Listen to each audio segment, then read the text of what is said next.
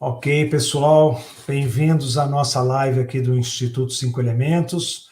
Nós somos uma organização que trabalha com educação para sustentabilidade e estamos aqui mais uma vez para trazer um pouco de conscientização, um pouco de reflexão sobre os momentos em que a gente está vivendo e de que maneira a gente pode estar se sobrepondo a esses momentos, né? E hoje tenho o privilégio de estar aqui com o Antônio Nobre, onde nós vamos estar conduzindo com vocês aqui uma conversa sobre Gaia, sobre o amor a esse planeta, sobre a nossa interdependência, sobre esse momento de que como é que é o funcionamento desse planeta, como é que é o funcionamento do organismo, como é que nós temos uma coisa toda nessa direção.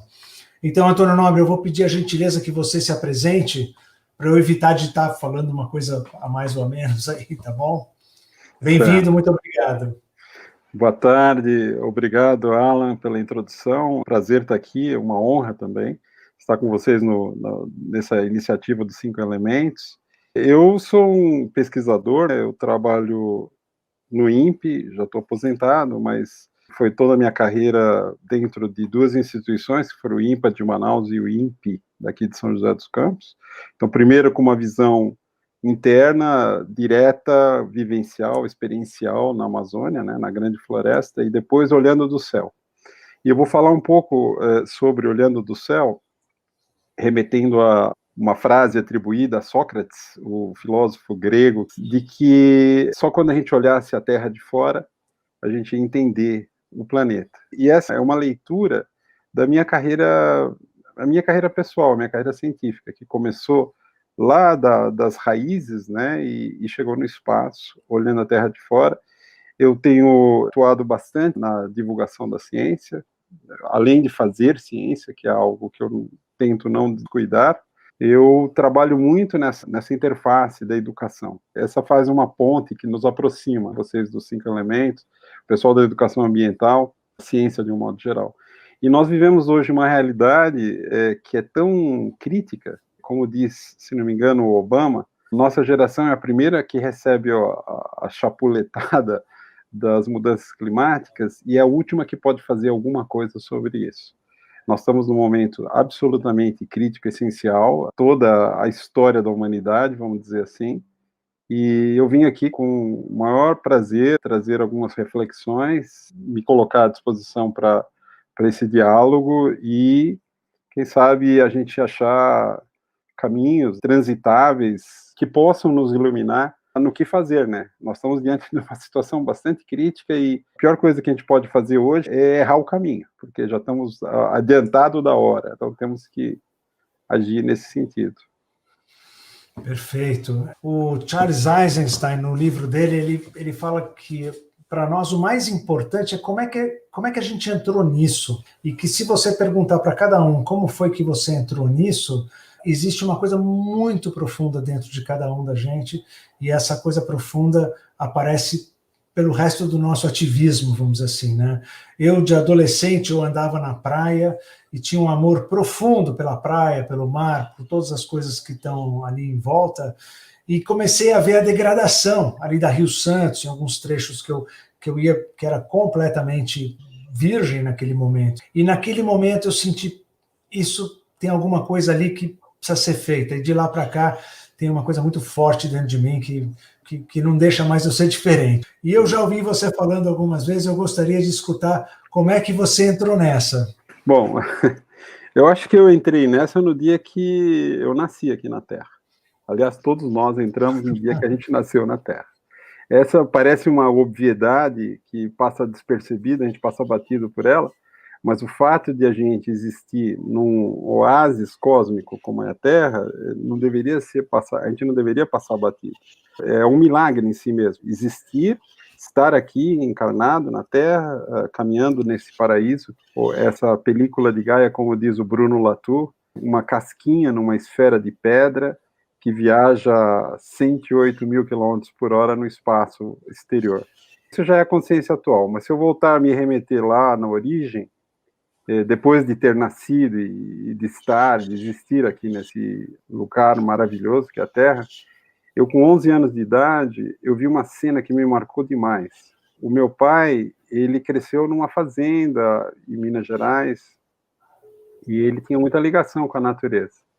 E ele estava assistindo o noticiário numa TV branca e preta, em 1970, e apareceu a cena do general Emílio Garrastazu Médici, que foi um dos generais que foram presidentes do Brasil durante o período da ditadura, e eles estavam inaugurando o primeiro trecho, se não me engano, da Transamazônica, onde hoje é estreito, o Bico do Papagaio, lá onde fica o estado do Pará, Maranhão e, na época, Goiás, hoje Tocantins. E eles estavam sobre um toco de uma árvore que devia ter uns 10 metros de circunferência. O general, com os óculos escuros, inaugurando a grande invasão, né, da Amazônia.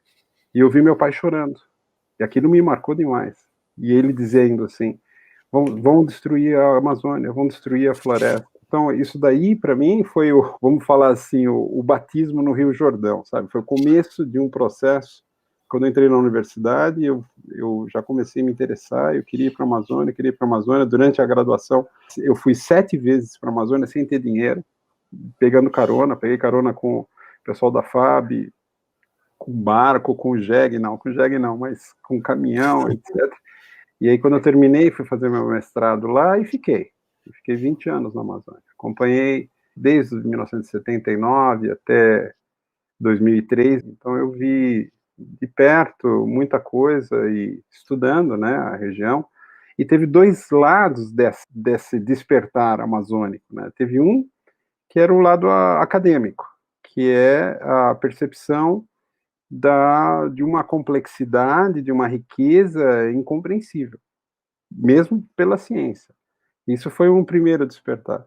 E o segundo foi um despertar da consciência do que significava a riqueza da natureza, que é um despertar sensorial. Foi quando eu comecei a ter contato com os povos tradicionais, não somente os indígenas, os caboclos, seringueiros, e comecei a perceber outras dimensões do saber, que não só o da ciência. Esse despertar sensorial foi algo que é difícil de descrever, porque eram momentos de maravilha absoluta. Ter tido essa oportunidade, que eu desejo a todas as pessoas, não só aos cientistas, de reconhecer o que é um sistema produzido pela natureza ao longo de mais de 50 milhões de anos, que é o caso da Amazônia, gerando essa potência, essa enorme aglomeração de vida, que funciona de uma maneira milagrosa, eu diria, porque é de uma complexidade cósmica, é um cosmos de complexidade, e despertar para essa consciência, né? E é um despertar sensorial que envolve não só, digamos assim, o intelecto, a parte científica, vamos dizer assim, ou a parte racional, a que racionaliza, envolvendo também todo o ser, especialmente tocando no coração. Eu vou voltar nesse tema aqui ao longo da nossa conversa, mas foi assim que eu me vi entrando nessa missão e depois me aprofundando nela, né, e sendo agraciado com muitos presentes ao longo da carreira. Dentre eles, eu considero o aprendizado com os povos tradicionais da Amazônia, que foi para mim um presente, uma descoberta, e a compreensão que no final a gente tem um caminho só adiante, e é o caminho da união, da conexão entre os saberes e na potenciação, através dessa conexão, de soluções que sejam inclusivas, holísticas e, ao mesmo tempo, competentes no sentido pontual, né? Não só fazer coisas genéricas, mas utilizando todo o arcabouço de soluções e maravilhas que a gente tem à disposição hoje. Ainda temos. Sempre que eu te escuto e no grupo que a gente está, quando eu estou te escutando, as pessoas ficam sempre muito admiradas com como esse planeta tem um funcionamento, né, tudo reloginho, e uma coisa influencia na outra. Normalmente a gente olha de forma separada, né? A gente olha um assunto e fala assim, isso aqui é o furacão Sally que está entrando ali nos Estados Unidos, isso aqui era como se não fosse uma coisa só. Uhum. Então, como é que é com seus alunos? Como é que você chega para os seus alunos e começa a levar esse entendimento de Gaia, né? Esse entendimento do todo? Olha, eu não conheço como funciona, por exemplo, uma escola de medicina, mas eu imagino que o estudo de Gaia, o estudo do sistema terrestre, que é o nome oficial dessa área, aqui no INPE nós temos o curso de doutorado em ciência do sistema terrestre, que é o único na América Latina. Tem poucos no mundo que são preparatórios para os alunos entenderem o planeta. Não só como se formou, como chegamos aqui, o que é, mas o funcionamento dele, fisiologia. A gente chama de geofisiologia. Geo vem de Gaia. Gaia é o nome grego dado à deusa do planeta, o ente feminino que é o responsável pela evolução e manutenção da Terra. E com os alunos, eu percebo que a gente primeiro tem aula de anatomia, depois a gente tem aula de fisiologia, muito parecido com o que ocorre, imagino, num curso de medicina. Então, de certa forma, é como se tornar o médico do planeta. A gente tem a ver, e por isso que desde o início da então hipótese de Gaia, que depois viria a ser a teoria de Gaia, nós temos muito claro que o planeta é vivo, que ele é muito mais do que simples aglomeração casual de componentes, como se viu anteriormente. Inclusive, Gaia teve uma resistência muito grande, mesmo dentro da ciência, porque a noção de que um planeta inteiro fosse vivo, com as propriedades emergentes de todos os seres vivos, ou seja, homeostase, que é o equilíbrio, todos os seres vivos buscam equilíbrio. Quando a gente está numa sala fria, a gente começa a tremer. Quando a gente está numa sala quente, a gente começa a suar. Esse termostato, esse ar-condicionado, né, de todos os organismos vivos tem funcional e que mantém o conforto, que mantém o equilíbrio e, portanto, a vida, a gente observa isso olhando imagens de satélite, estudando o funcionamento das correntes oceânicas, atmosféricas, da ligação disso com a atuação dos ecossistemas, etc., a gente vê que é nada além do que o mesmo princípio que comanda a mais simples bactéria. Depois um fungo, depois um inseto, um verme, animais maiores, até chegar às plantas, até chegar no ser humano. E essa noção de que existe uma relação fractal, ou seja, uma repetição em escala, em diferentes escalas, do mesmo padrão, nos remete a princípios que são simples na essência. E aí a gente encontra uma conexão com a sabedoria indígena. Porque toda vez, por exemplo, que você escutar o Ailton Krenak falando, você entra em contato com essa conexão da simplicidade explicando a riqueza e a complexidade.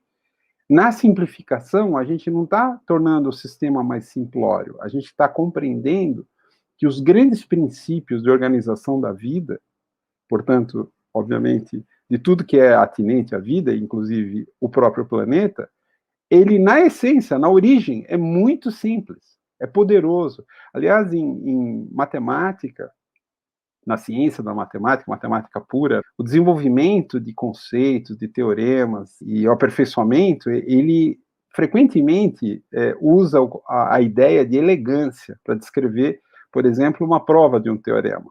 Né? Em física também isso empresta um pouco da matemática. Que alguma coisa elegante é quando você consegue demonstrar com poucas palavras ou com poucas equações algo que é enormemente importante nos seus desenvolvimentos. Então, essa elegância a gente vê na natureza de ponta a ponta. E ela traz para nós uma reflexão sobre a nossa própria capacidade sensorial. Porque toda vez que qualquer ser humano, a não ser que esteja muito embrutecido, né, endurecido, mas qualquer ser humano que ainda cultive uma sensibilidade, ele entra em contato com algo que é elegante. Elegante eu não estou falando em termos de moda, eu estou falando em termos de soluções que são compreensíveis, apreensíveis por qualquer pessoa, independente do nível educacional, e que trazem uma maravilha. O próprio matemático, quando ele vê uma demonstração de um teorema que é muito elegante, ele fica maravilhado, entra em êxtase. Quando a gente está diante de uma poderosa cachoeira num rio na Amazônia, ou dentro de uma floresta que é exuberante, tem os macacos andando lá na copa, a gente está diante de uma coisa que é transformante. Você olha aquilo e você sente maravilha. É a maravilha que está inatamente, porque nós também somos filhos e filhas da natureza. No fundo, lá no fundo, nós somos filhos da natureza. Então, temos essa inata capacidade de nos maravilharmos com a elegância da natureza. Eu acho que a gente voltar a tentar entender o que é essa elegância sem nos perdermos na complicação, porque complicação é diferente de complexo. Complexo é riqueza, complicação é emaranhado. Quando a gente permite que fiquemos somente em análises reducionistas, de certa forma com um autismo cultural, as pessoas se restringem e se isolam dentro de determinados componentes, a gente envereda pelo caminho da complicação e a gente se perde num emaranhado. Quando a gente permite que entre essa parte sensorial, essa sensibilidade, que eu poderia dizer também chamar de sensibilidade espiritual, a gente se conecta com essa elegância da natureza e com os princípios fundamentais, que muitos chamam também das leis da natureza. E elas comandam a busca na fronteira do conhecimento, na ciência, e elas permeiam o saber indígena desde a base, desde tempos imemoriais, desde das culturas ancestrais. Essa tal elegância que traz conforto, que traz alegria, que traz reconhecimento, que traz agradecimento pela enorme dádiva que é existir, poder ter consciência. Então, não sei se eu respondi a sua sugestão de comentário, mas eu vejo isso, compreender os princípios como algo acessível a qualquer pessoa. Todas as pessoas deveriam ter o direito, garantido na Carta Básica dos Direitos Humanos, ao saber, ao direito da consciência. E eu acho que estamos muito ainda longe, muito aquém dessa consciência que poderia nos libertar a todos. Não sei se você queria elaborar mais sobre isso. Essa consciência permite que a gente escute essa beleza ou essa elegância de todos os lugares, né? Quer dizer, as coisas acontecem em todos os lugares. E você estava falando da questão dos matemáticos. Quando alguém de fora vem desafiar alguma coisa na matemática, eles prestam atenção no que está sendo dito. Alguém fala, olha, tem aquele teorema, ou tem uma forma de não sei o quê. Eles prestam atenção no que está acontecendo. Eles podem achar que é bobagem, ou eles podem agregar, mas eles não ficam perguntando quem é você? Você estudou aonde? Você fez o quê? Eles estão absolutamente mergulhados na coisa em si, mas no resto, a gente aprendeu antes de ouvir, a gente quer saber se ele é PhD aonde, o que ele fez, aonde que ele passou, e não tem essa escuta. Então nós podemos ouvir todos, podemos ouvir uma criança, as crianças estão precisando vir falar com a gente, né? Você tem a Greta, que começou esse movimento, e quando a gente escuta coisas incríveis sendo ditas e feitas, são jovens, que não estão permeados com tudo aquilo que a gente está permeado, e estão simplesmente dizendo o óbvio e deixando a gente até com vergonha do que está acontecendo, né?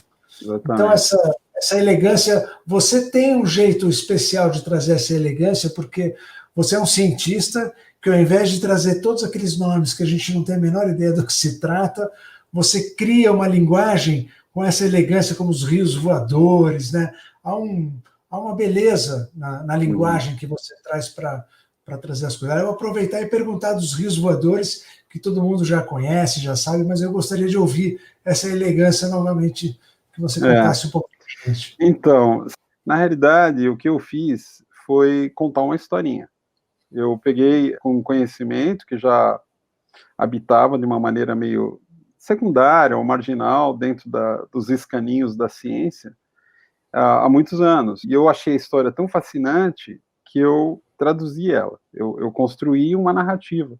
E isso foi por volta de 2005, 2006. E depois eu chamei colegas para a gente montar um projeto que contou com a liderança do Gerard Moss e da Marg Moss, que são aviadores e aventureiros. Eles trabalhavam com utilização de aviões para estudar coisas. Eles tinham um projeto chamado Brasil das Águas, junto com a Agência Nacional de Águas, que eles usavam um hidroavião, pousaram em todos os rios do Brasil e lagos, pegando amostra de água, mandando para liminólogos para estudar. E aí eu dei essa ideia para ele lá em 2006, ele pegou na hora, a Petrobras financiou, e em 2007 saiu uma matéria bacana no Fantástico. Em 2008, em 2009 saiu um documentário belíssimo na BBC, e em 2010 eu fiz uma palestra no TED, que está na internet. E a gente, com essa historinha que foi seguir os rios de vapor na Amazônia, que no início o Gerardo perguntou, mas o que é rio de vapor? Aí eu fui explicar para ele, ele falou que conceito interessante, né? De onde vem isso? Tal. Aí eu chamei um outro colega, o José Marengo, e o José Marengo, que publicou um artigo logo no início, 2004, sobre esse fenômeno, que tinha um nome complicado em ciência, jatos de baixos níveis, etc., ele cunhou a expressão rios voadores. Gerard, um aventureiro, entrepreneur, ele transformou uma história que estava lá na ciência e que eu fiz uma ponte inicial, e ele pegou aquilo e jogou no domínio público. Foi tão efetivo, viralizou de tal forma, que eu me lembro nas discussões do Código Florestal, no Senado, na Câmara, dos parlamentares virem batendo nas costas, muito importante a história dos rios voadores. De qualquer forma, o conceito de que você tem um rio invisível de água no céu é um conceito que capturou a imaginação das pessoas. E, de certa forma, tanto inspirado por esse pragmatismo, né, do Gerard, que me ensinou como a gente poderia conversar com a sociedade. Porque os marqueteiros, eles não falam para a parte racional, eles falam para a parte sensorial. Porque é na parte sensorial que surgem as ganas, os desejos. Vou comprar alguma coisa, não vou comprar, vou fazer isso, não vou fazer aquilo. Tanto a ciência quanto o ambientalismo usam muito a parte racional para argumentar. Olha, por isso, você não deve fazer aquilo. O que acaba inutilizando muitos esforços extremamente nobres e importantes, porque nós reagimos muito no nível animal, vamos dizer assim, né, das ganas, dos impulsos. A gente vê, por exemplo, um médico pneumologista fumando. Como é que pode? Um cara que cuida do pulmão, como é que pode estar fumando? Porque ele tem vontade de fumar. A lógica dele diz que é totalmente errada. Ele fala para os pacientes dele que não pode fumar, se está com um problema de efizema, etc. Mas ele fuma. Isso no passado era mais comum, hoje é menos. Esse tipo de incongruência entre a parte racional, analítica, e a parte do impulsiva, animal, ela está na base da compreensão, por exemplo, essa história dos rios voadores, ela se viralizou porque, de repente, as pessoas acharam legal, cool, sabe, uma coisa bacana. Pô, que legal, tem um rio no céu. Já não tem nenhuma controvérsia em torno dos rios voadores, é um fato científico. A gente ficou muito contente de ver que uma abordagem diferente, que é pegar a ciência e fazer ela contar uma historinha, como se fosse para uma criança, porque isso que você falou é fundamental. O que tem a criança que o adulto perdeu? Por que uma criança chega e fala na lata as verdades, sincericídio? A criança chega e fala, você tá isso, você tá aquilo. Aí os pais falam, cuidado, não fala assim, a pessoa vai se ofender e tal. Por quê? Porque ela tem ainda o cérebro córtex esquerdo, que é o cérebro racional, que é o locus, né, digamos assim, a casa do cérebro racional, não está totalmente conectada, não está totalmente desenvolvida. Quando a gente fica adulto, a gente aprende a duras penas, passando pelo processo educacional, que precisa ser bastante revisado, a gente aprende a desconsiderar os impulsos sensoriais, a não ser para alimentar ganas, vícios, etc. Quero tomar uma Coca-Cola, quero fazer isso, né? Porque aquilo foi incutido como um hábito. E é inconsciente, está abaixo, está no primeiro piso do cérebro. O que está no segundo piso é a parte consciente. A gente fala assim, olha, você não devia fazer isso. A pessoa fala, não devia fazer isso. Fica por isso, porque não estamos chegando lá nessa parte infantil. Tem certas frases, como, por exemplo, sede como as crianças, né? De onde vem isso? De Jesus, do cristianismo. E é um fato, porque as crianças, elas têm uma conexão enteal, de ente, né, com a natureza, que ainda não está perturbada por essa incapacidade intelectiva. Você me pediu para falar dos rios voadores, mas eu estou dando uma volta aqui, você já percebeu, né? Ótimo. essa volta, eu acho que ela é muito importante. Eu aprendi muito com o Gerard, com a Marg, sobre como conversar com as pessoas, e não só com os pares, no caso da ciência, né? Os meus colegas cientistas. E aí a neurociência tem feito descobertas espetaculares que nessa hora servem como ferramental para a gente entender o que está acontecendo. E obviamente, a gente é muito treinado, o meu instrumento de trabalho não é os músculos, não é as pernas, não é a mão, ou os olhos para pintar, ou dedos para dedilhar num instrumento musical. O meu instrumento de trabalho é o cérebro, a partir do intelecto. E eu queria entender por que esse abismo entre a vida racional, a vida intelectiva e a vida sensorial. E aí, da neurociência veio essa compreensão. O cérebro, ele existe, a parte intelectiva existe numa estrutura que no ser humano supostamente é a única em existência, que é uma estrutura que consegue fazer o pensamento abstrato. Quando a gente pensa em matemática, códigos, tudo que o cérebro esquerdo consegue fazer é um pensamento abstrato. Quando a gente está, assim, super conectado em alguma coisa, está na internet buscando alguma coisa, descobriu alguma coisa, assistindo um vídeo, etc., você esquece de ir no banheiro, você esquece de comer, você esquece de dormir, você esquece do corpo. O intelecto, ele existe dentro de um nicho no qual, graças a essa emergência dessa capacidade de pensamento abstrato, no qual ele se torna alheio à mãe-corpo. O corpo está fornecendo uma quantidade absurda de serviços para o intelecto operar. Está oferecendo sangue com oxigênio, com glicose, com os nutrientes, etc. Está tirando lixo. E o cérebro é completamente ignorante a esse respeito. A gente se tornou ignorante. Porque como é possível? Isso não acontece com um gato, nem com um cachorro, nem com um urso, nem com uma girafa. Quando ela sente fome, ela vai comer. Quando sente sede, vai beber. Como é que o ser humano consegue?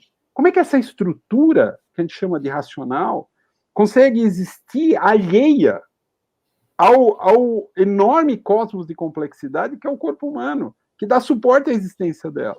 Você vai analisar, você vai chegar à conclusão de que essa desconexão interna entre o cérebro analítico, esse intelecto que a gente tanto orgulho tem, temos que ser inteligentes, intelectivos, etc., e a mãe-corpo, é a mesma desconexão entre a humanidade e a mãe Gaia, ou a mãe Terra, como dizem os ventos. Não é diferente. Eu ilustro com um exemplo, que tem a ver com os rios voadores, tem a ver com a seca. 6 anos atrás eu escrevi um relatório chamado Futuro Climático da Amazônia, que eu tentei escrever para o senso comum, não para os colegas cientistas. Usando a melhor ciência e tal, eu construí uma narrativa integrativa, holística e explicativa que usasse a parte lúdica, o lado direito do cérebro, que apelasse para figuras de linguagem, que é mais comum na literatura, na poesia, não na ciência. E eu tentei fazer isso daí, de trazer um pouco de arte para nosso discurso, vamos falar assim. E eu estava muito preocupado com a seca que tinha atingido o sudeste do Brasil. Muito preocupado. E a minha esposa trabalha no Centro de Monitoramento e Alerta de Desastres, ela é hidróloga, meteorologista, tem 2 irmãos meteorologistas, sou cercado de meteorologistas aqui no INPE, e eu estava muito preocupado com a seca. A gente passava aqui na rodovia dos Tamoios, indo para o litoral, e passava em cima da represa de Paraibuna, e já tinha vaquinha pastando no fundo da represa, já estava crescendo capim, quase secou a água de São Paulo. Todo dia de manhã eu entrava no banheiro para tomar banho, eu olhava pela janela e via uma cena de Saara, sabe, deserto, céu azul, e aquela cobertura, aquela faixa de poeira assim no horizonte, e aquele calor, e aquela secura no ar. Eu estava muito preocupado. E tomando banho, eu preocupado, pensando na falta d'água, e o banho estava uma delícia, eu continuei tomando banho, e estava muito bom o banho, e pensando na falta d'água. Aí, em um certo momento, a minha filha, que tinha 8 anos, a mais velha, entrou no banheiro horrorizada e falou: pai, você é louco, faz 20 minutos que você está tomando banho, você não sabe que está acabando a água. E eu tomei um choque, porque, de repente, o cientista, o cara que está vendo a coisa, não está conversando com o seu próprio cérebro animal. Meu cérebro animal estava feliz, porque o banho estava gostoso, etc. Então, eu uso esse exemplo para não apontar o dedo para ninguém, para não dizer, olha, você está errado, você do outro está errado, não. A gente tem uma desconexão interna desse cérebro animal que vive dentro de uma realidade da busca de conforto, de prazer, de felicidade, etc. E o cérebro racional, que supostamente está no controle da situação, né, porque ele governa, porque ele dita, porque ele tem o conhecimento, entre aspas, mas é um cérebro que é desconectado internamente. Eu tomei um choque quando eu descobri que essa desconexão existia dentro de mim. Aí você vai falar assim, não, se você for na natureza, e essa é uma parte importante que eu queria colocar, não sei se você quer colocar alguma coisa no intermeio, mas é uma parte importante de como funciona a natureza na minha leitura. Só 4% da água que é gasta nas cidades, na realidade, da água que é suprida para os humanos, só 4% é gasta em residências. Mais de 70% é agricultura. e o resto é entre indústria e comércio. Então, eu poderia falar assim, me dar uma desculpa e falar assim, fiquei, em vez de 5, fiquei 20 minutos tomando banho, mas é muito pouco representativo se a gente for pensar na falta d'água no sentido maior. Mas não é por esse caminho que eu queria prosseguir. Eu queria prosseguir por um caminho que mostra que na natureza existe o paradigma da abundância. Ou seja, se você parar diante de uma árvore florida, e agora nós estamos chegando aqui no hemisfério sul, na primavera, você para diante de um ipê amarelo, um ipê branco, e é uma explosão de cor e uma maravilha, e daqui a pouco estão as abelhinhas lá pegando o néctar, e daqui a pouco muitas árvores, frutos que estão surgindo ali. A árvore funciona no paradigma da abundância.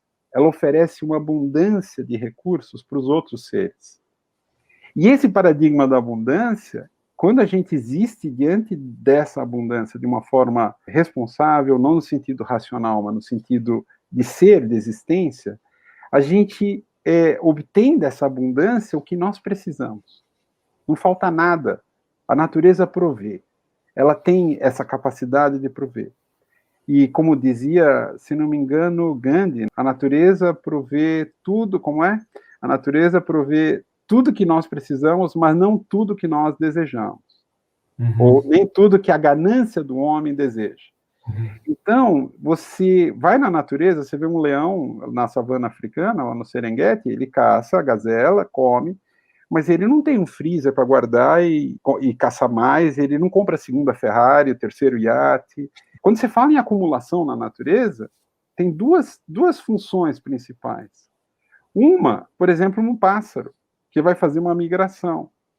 Né? Uma passarinha lá, ela come, fica gorda, porque não tem posto de gasolina ao longo do caminho, de 10 mil, 20 mil quilômetros que os pássaros às vezes fazem de migração. Então ela acumula para poder usar. Os pinguins lá na Antártica, tem aquele filme belíssimo, mostrando a fêmea no inverno, indo se alimentar, volta gorda, né, do período, e alimenta o seu filhote e o marido. E uma planta que tem um tubérculo, e ela guarda reservas no tubérculo por um período de seca ou por um incêndio, etc.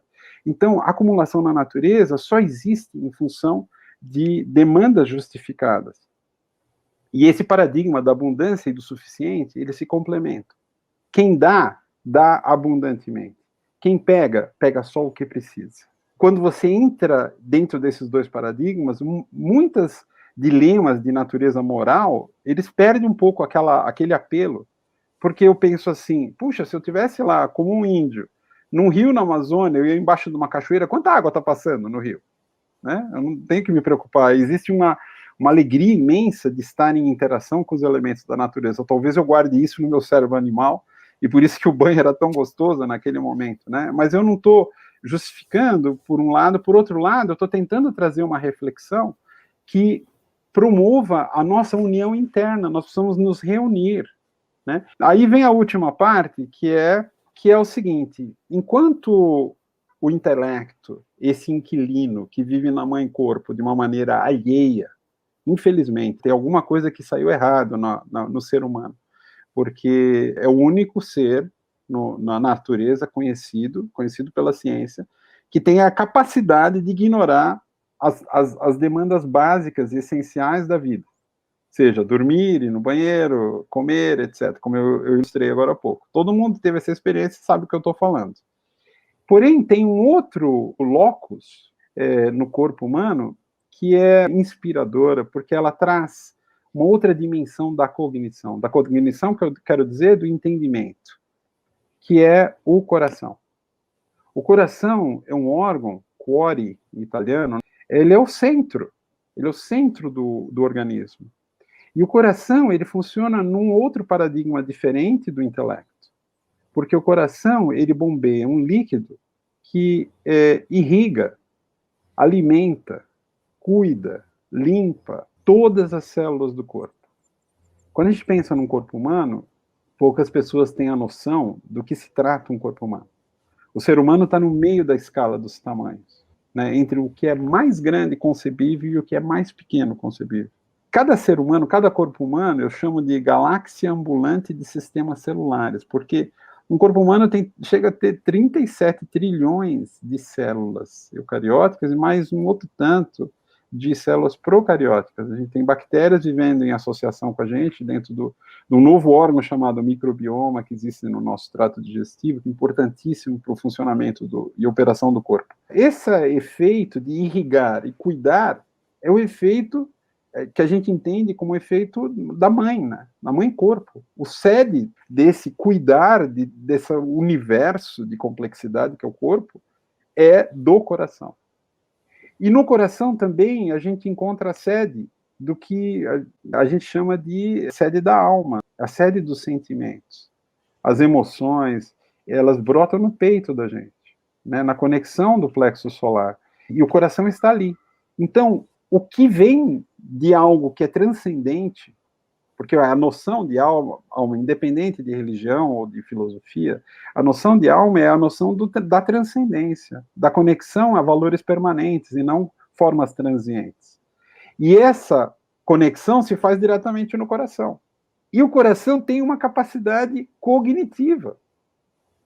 Não faz muito se descreveu e se reconheceu a existência de neurônios, uma rede neural enorme, bastante desenvolvida no coração, menos que no cérebro, mas com uma capacidade. Descobriu-se também uma rede neural importantíssima no intestino, um novo órgão, na realidade, né?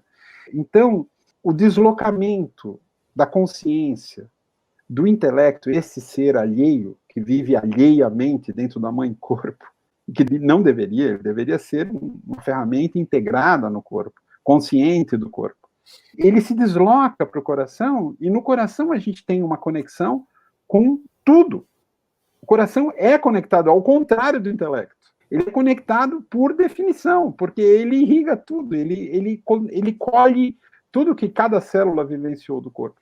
Mas não só. O corpo é o veículo material, mas ali tem a transcendência, uma conexão com outros mundos, outros povos, tem uma informação bastante útil nesse aspecto, de que, no caso, por exemplo, dos indígenas na Amazônia, eles se referem muito aos espíritos da floresta. E eu tomei um susto, isso daí tem alguns vídeos em que eu relato isso, ao descobrir, e foi num jantar em homenagem a Marina Silva, em 2006, que eu escutei essa declamação do Davi Copenau Yanomami, que resumia em uma frase muito simples o que eu tinha estudado por 20 anos na ciência, e que a gente tinha chegado a conclusões equivalentes. Ele com um linguajar simples, direto, elegante, vamos dizer assim, e nós com um linguajar rebuscado, intrincado, difícil, etc. E essa conexão com o saber ancestral, e eu perguntei para o Davi um dia, como é que eles sabiam coisas que nós demoramos 20 anos para descobrir, com supercomputador, satélite, avião, torres de pesquisa, laboratórios, etc. Como é que eles conseguiram já saber isso? Já estava nele. Ele falou, nós recebemos dos ancestrais, ele me respondeu. Eu falei, e os seus ancestrais? De quem que eles aprenderam? Eles tiveram que desmatar a Amazônia para aprender que se tirar a floresta acaba a chuva, se acabar a chuva não vai ter nem o que beber, nem o que comer. Era essa frase do Davi. Me despertou para essa outra dimensão do saber. Que efetivamente a área Yanomami nunca... Não temos registro, né? A gente estuda histórias pregressas, estudando o carvão que tem no solo, para ver quando aquela área queimou, se queimou, quanto tempo atrás, etc., dá para ser datado. E aquela região lá da Cabeça do Cachorro, noroeste da Amazônia, não tem registro de milhares de anos de ter sido destruída. E a resposta dele foi que os ancestrais aprenderam com os espíritos da floresta. Ou seja, que existia uma sabedoria, essa sabedoria foi passada de um nível transcendente, não material, para os ancestrais conservaram isso dentro do saber passado de pai para filho, e eles ficaram protegidos de ter que aprender do jeito mais difícil, que é o jeito que nós estamos incrivelmente não aprendendo, que é destruir, ter os resultados. Voltamos agora nos rios voadores. A destruição da Amazônia hoje é inconteste e também incontroversa, está enfraquecendo os rios voadores, com vários efeitos colaterais. Um deles, a secagem, porque os rios voadores trazem água de montante para jusante, né, da parte alta da bacia para a parte baixa. No caso, é uma bacia aérea, né, porque são rios aéreos. E estão destruindo a cabeceira, os rios estão ficando mais fracos e estão transportando menos vapor. No caso, recentemente estavam transportando fumaça, não mais vapor. Aí seca a jusante, seca o Centro-Oeste, que é o celeiro do Brasil, vamos falar assim, seca o Pantanal, né? Tá pegando fogo o Pantanal, seca o Sudeste, seca o Sul do Brasil, seca a Bolívia, seca o Paraguai, seca a Argentina, seca a região que, se não fosse pela Amazônia, seria já um deserto. Essa latitude é uma latitude onde normalmente ocorrem os desertos em outras partes do mundo. E aqui nós temos uma exceção graças à floresta amazônica e aos rios voadores. Então, a gente chega nesse momento de perceber que, por alguma razão, nós, a sociedade que emergiu da complexa história que se deu na Europa, desde o tempo dos impérios, depois chegando na Idade Média, Inquisição, o Renascimento, a Revolução Industrial Tecnológica, a colonização, a invasão de outras regiões do planeta pela cultura europeia, e ela deixou seus rebentos aqui, todos reproduzindo em modo automático. A gente vê hoje, por exemplo, a expressão e manifestação de comportamentos que vêm do tempo da escravidão lá dos romanos. Então, estamos voltando à escravidão, estamos voltando a comportamentos, parece que é um disco riscado, né, do passado. Quem viu o disco de vinil, que quando risca, a agulha chegava até aquele sulco ali e ficava pulando e voltando, né, e repetindo assim mesmo.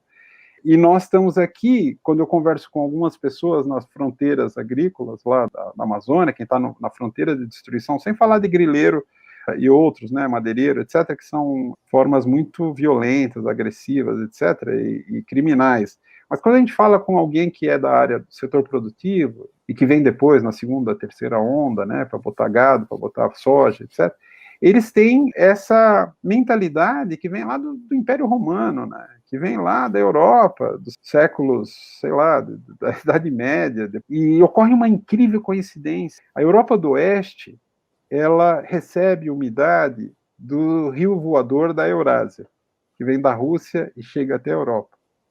E as florestas lá foram muito destruídas ao longo de 1000 anos, e graças às florestas da Rússia, a região não sofreu falta de água e a destruição do clima, como seria de esperar se ela não tivesse esses rios voadores lá da Eurásia. Essas pessoas que vieram da Europa para cá, elas aportaram, no caso da América do Sul, na costa leste, e destruíram a Mata Atlântica na costa leste. E não viram imediatamente, ao longo de séculos, os efeitos dessa destruição, porque tinha a Amazônia suprindo umidade pelos rios voadores. Olha que incrível e infeliz coincidência histórica. Então, aquelas pessoas que desenvolveram, ao longo de muitas gerações, uma insensibilidade para a ligação entre floresta e clima, elas atravessam o Atlântico e repetem a história aqui, e agora, com motosserra, com trator e correntão, etc., com fake news, enfim, com pouca iluminação, vamos dizer assim, elas repetem um padrão histórico que tem quase 1000 anos. E estão destruindo lá, está enfraquecendo os rios voadores, está secando o sul do Brasil, de onde muitas dessas pessoas são originárias, né, vieram da Europa para o sul, do sul, foram subindo, né, quando eu era criança se usava peroba aqui nessa região, não tem mais. Depois foram para o Espírito Santo, para a Bahia, e acabaram com o jacarandá da Bahia, não existe mais. Aí foram para a Amazônia, acabaram com mognos, agora estão no Cumaru, e até chegar, vão encostar lá nos Andes, até acabar a última árvore. E eu tenho sido convidado por gente do sul do Brasil, falando, puxa, você não pode vir falar para a gente dos rios voadores? E eu fico um pouco sem graça, porque por muito tempo, 15 anos, eu estou alertando e falando, gente, vocês vão ficar sem água no sul do Brasil. Ah, não, isso é bobagem, isso é conversa, não sei o quê. E as pessoas seguindo o seu programa que vem lá da Europa. Enfim, Alan, eu queria ver se você queria introduzir alguma... Não, tranquilo.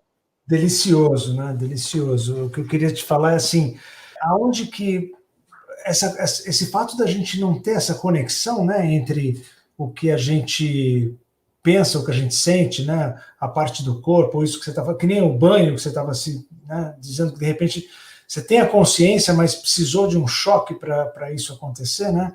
Então a gente tem uma pergunta aqui da Rita Mendonça, que trabalha com educação com a natureza, né? Ela trabalha, Isso. você conhece bem ela, né? Então, ela Conheço, grande amiga. uma pergunta aqui para você. Que exemplos de conexão mente e corpo você poderia dar para a gente a partir do pensamento científico? Olha, essa é uma boa pergunta, hein, Rita? Eu tenho observado trabalhos feitos na medicina.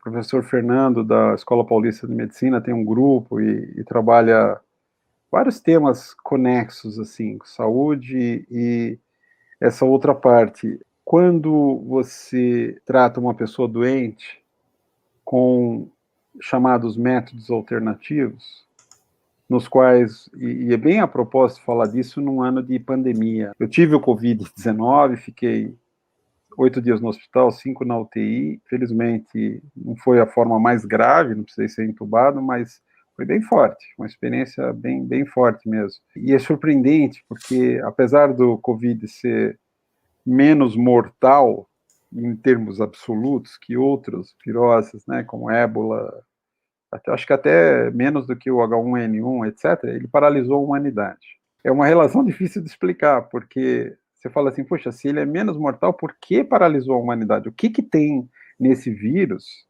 que é diferente dos outros? Falando um pouco também de mudanças climáticas e o Acordo de Paris, Plano B, que é as melhores práticas, essa desconexão, ela nos permitiu chegar até hoje com muitas reações cosméticas. A gente quer acreditar, a gente fala para a gente mesmo que estamos fazendo, estamos melhorando, não, isso é assim, sem mudar o comportamento, efetivamente. Sem mudar coisas muito fundamentais. Respondendo à sua pergunta, o Covid-19 traz essa oportunidade. Por quê? Desde março, que eu e a minha família estamos em quarentena. Então, vão para 7 meses. E é uma vivência que tem muitas dimensões de conexão mente-corpo, ou de conexão mente-parte sensorial. A primeira delas, que salta aos olhos e que é muito, incrivelmente tocante, é a relação de pais com os filhos. Eu tenho 2 meninas, uma tem 7, a outra tem 14, e a gente, ao longo dos anos, sempre vinha com algum tipo de ruído, de problema. E a maior parte desses ruídos e problema era a ausência dos pais.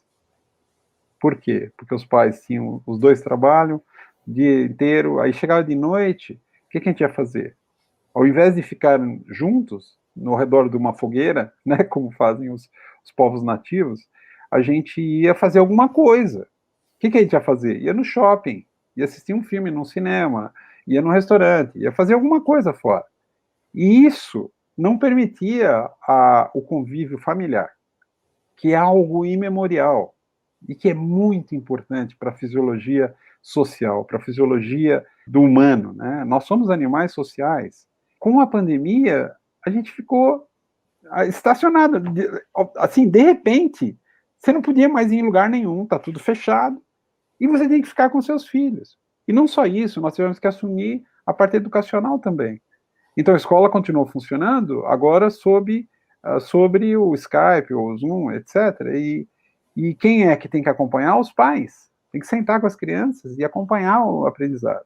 E essa é uma revolução, efetivamente, promovida por uma partícula que nem viva é. A gente diz que o vírus não é vivo, né? Ele é uma sementinha de DNA ali, né? Eu usaria esse exemplo como um exemplo de conexão no caso da família, né? Entre ideia e corpo. Então, vou colocar uma primeira pergunta da Marina, quer dizer, em relação a tudo isso que nós estamos vivenciando e vendo, a pergunta dela, obviamente, levaria mais 1 hora para a gente responder, mas se você pudesse colocar de uma forma mais rápida, digamos assim, ela queria saber qual seria uma expectativa realista para os próximos 20 anos com relação às mudanças climáticas e o que a sociedade civil pode fazer. Isso em relação às COPs, em relação aos governos, em relação a tudo que nós já vivenciamos hoje, né?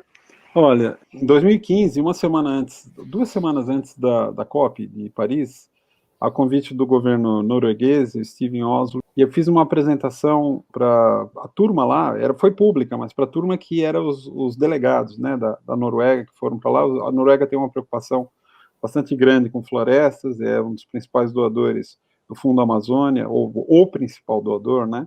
E tivemos uma discussão e eu terminei a minha palestra falando que o Acordo de Paris era conto de carochinha.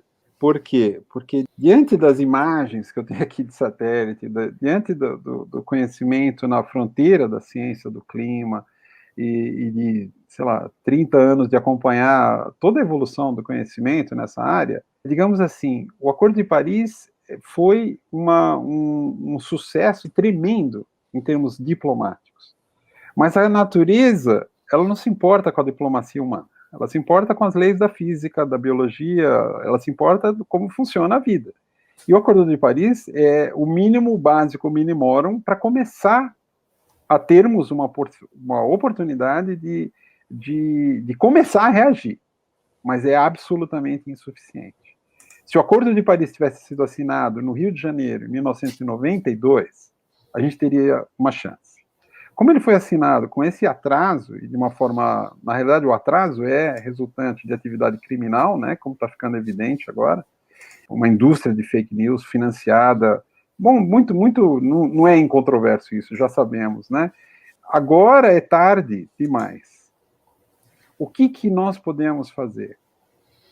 Bom, então, defender o Acordo de Paris é o começo de conversa, mas é absolutamente insuficiente. Como a gente está vendo que é insuficiente. O que nós podemos fazer? Primeiro, falar o seguinte: a Terra, o planeta Terra, já passou por muitos cataclismos na sua história. Aliás, desses cataclismos evoluíram vários eventos que, por fim, nos trouxeram até onde estamos hoje. Há 11 mil anos atrás, nós entramos no período geológico chamado Holoceno, que é um período mais, digamos assim, favorável em termos climáticos, mais confortável dentro de 1 milhão de anos.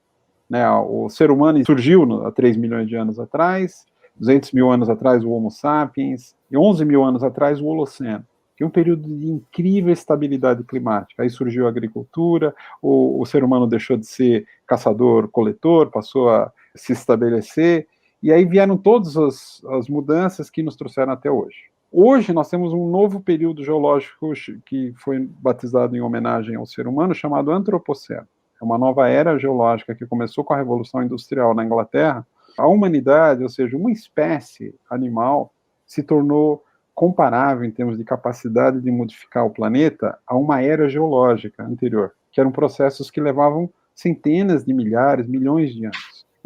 Esse antropoceno nos coloca diante de um retorno a um período geológico de centenas de milhões de anos atrás, e onde ocorreram extinção em massa. Aí alguém podia argumentar, puxa, mas então tudo bem, já aconteceu, né? Não é nada novo. É novo. É novo porque agora é o ser humano com seu cérebro desconectado, seu intelecto alheio, né, esse inquilino alheio à mãe terra, alheio ao próprio corpo, que está gerando um cataclismo que vai acabar extinguindo a ele mesmo, né, ao ser humano mesmo. E se eu pensar em termos de natureza, e olhar como foi que a natureza reagiu aos outros cataclismos, inclusive cataclismo cósmico, como, por exemplo, um meteoro que veio do espaço e se chocou com a Terra 65 milhões de anos atrás, e acabou com os dinossauros. A Terra, para ela voltar a ter equilíbrio climático, levou em torno de 10 milhões de anos. Agora faça uma análise. O Homo sapiens existe só há 200 mil anos. Nós estamos promovendo um cataclismo comparável a um outro que ocorreu na natureza, que levou 10 milhões de anos só para voltar ao equilíbrio climático, e outros tantos milhões para voltar a surgir as diversidades de espécies, etc., porque houve uma grande extinção, né, naquele evento. Como que nós ousamos fazer isso? E ainda continuar agindo como se nada. Não, então vamos destruir isso daqui, vai demorar 10 milhões de anos para voltar a funcionar como funcionou no passado, e a gente age como se fosse uma coisa que vai durar, sei lá, 10 anos, a gente já saiu dessa, já vai estar tudo bem, sabe? Que nem a pandemia, daqui 2 anos já acabou. Não é assim, 10 milhões de anos é um tempo longo, é um tempo maior do que a evolução de uma espécie. E, então, essa noção é algo importante, a gente está mexendo com eras geológicas, nós estamos destruindo o nosso berço, né? Essa é a primeira coisa. Segunda coisa, a natureza tem mecanismos extraordinários de reação, absolutamente fantásticos. E um deles, que eu queria trazer, que é totalmente desprezado, né? Que está no nosso prato, mas a gente despreza eles, é o que eu chamo de incomparável tecnologia das sementes. Semente foi o que a natureza desenvolveu para lidar com os cataclismos. Bom, primeiro para lidar com a sua própria sobrevivência e permanência, isso obviamente, mas também para lidar com o cataclismo. Toda vez que um sistema natural, um ecossistema é abalado de uma maneira muito significativa, o que vem aí em seguida? Quando uma árvore está muito ameaçada, o que ela faz? Ela começa a se reproduzir. Ela começa a produzir sementes. Isso é verdade não só na natureza. Se você olhar famílias, né, dos humanos, quando uma família muito pobre, miserável, está sofrendo tudo, tem um monte de filhos. É quase como um impulso natural. A reprodução é uma capacidade de lidar com a diversidade. E na natureza, essa capacidade, ela ocorre em todos os organismos. Até desde uma bactéria que vira cisto, passando por fungos que geram esporos, e depois todos os organismos que têm suas sementes, têm suas formas, propágulos, né, formas de reprodução. Assim funciona a natureza. Então, se eu fosse dar uma atenção maior, agora, para o movimento da sociedade civil, para os governos, para a sociedade, para os seres humanos individuais, eu iria focar na consciência sobre a tecnologia das sementes. Tecnologia de semente não é plantar, colher e ver variedades como os agrônomos fazem. Tecnologia de semente é compreender que dentro de cada uma dessas coisinhas que tem 2 gramas de peso, né, muitas sementes, algumas são maiores, né, de árvores amazônicas, tal, mas a maioria das sementes são absolutamente tiny, são incrivelmente pequenas. E dentro dela tem um germe, tem alimento para esse germe e tem um cérebro. Descoberta recente. Cada semente tem um cérebro. Esse cérebro não é de neurônios, mas ele tem a capacidade de pensar. E essa capacidade de pensar, ela é quase tecnologicamente um milagre. Por quê? Porque você pegou como chama? Uma urna funerária lá dos egípcios, com 2, 3 mil anos de idade, e tinha sementes dentro, e eles foram plantar essas sementes e elas germinaram 3 mil anos depois. Imagina um carro ficar parado 3 mil anos, você for lá e tentar dar a partida no carro, para ver se ele funciona. Não funciona, não vai funcionar, absolutamente. Na realidade, vai ser uma ruína de carro. Como é possível que a vida desenvolveu uma estrutura tão avançada tecnologicamente, que tem uma coisinha desse tamanho, que tem um cérebro dentro dela, que tem sensores de luz, de umidade, de gravidade, de pressão, etc., e que 3 mil anos depois ainda está funcionando, e que tem vida ali dentro, e que é incrivelmente resiliente, incrivelmente resiliente.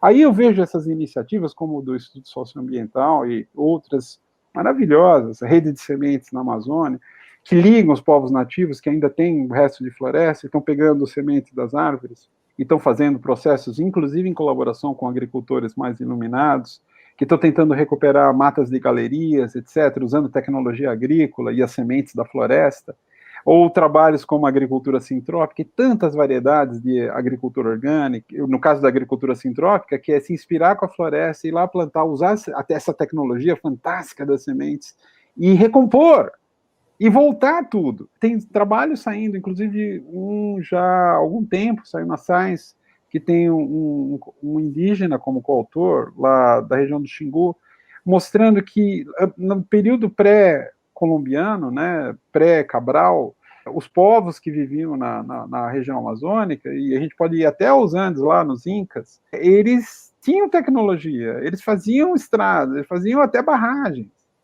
E a floresta não desapareceu, eles cultivavam a floresta, eles respeitavam a floresta. Pega o caso dos Incas, uma tecnologia absolutamente fenomenal, muito mais avançada que os europeus da época, né? E aí, essa é a minha sugestão. O que fazer agora? Vamos trabalhar a ideia das sementes. Vamos trabalhar a ideia de buscar no nosso próprio corpo a motivação, porque todos temos coração, se não tiver, já está morto, né? Não está mais aqui na Terra. Mas temos o coração está batendo desde o dia que a gente nasceu.